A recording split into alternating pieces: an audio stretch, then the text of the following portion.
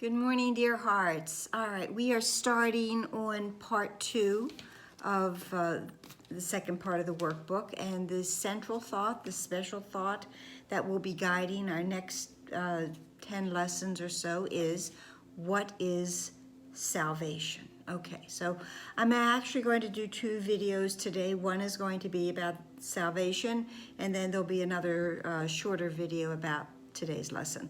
So, salvation is a promise. We are guaranteed to find our way home. This is the promise. We will find our way home. It's part of our inheritance. It's our path.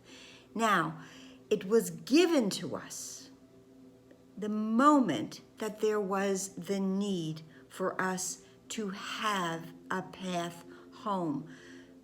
Prior to the belief that we were not at home, when we only had the experience of the allness, the oneness, then salvation wasn't part of our awareness. It wasn't needed.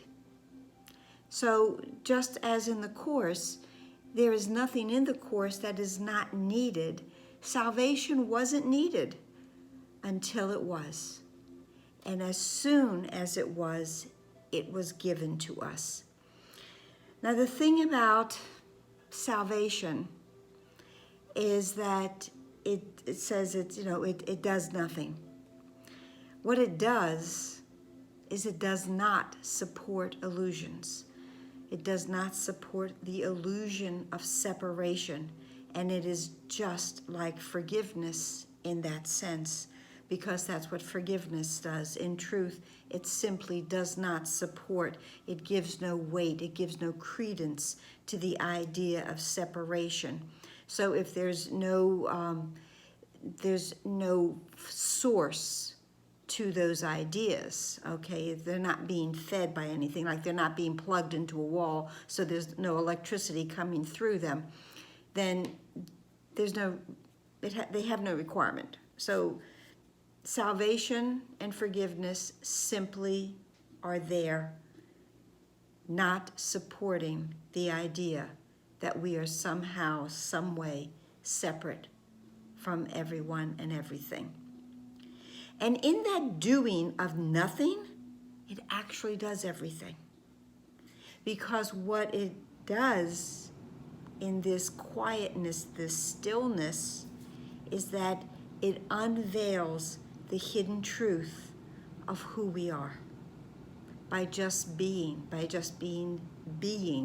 there, quiet, steadfast, consistent.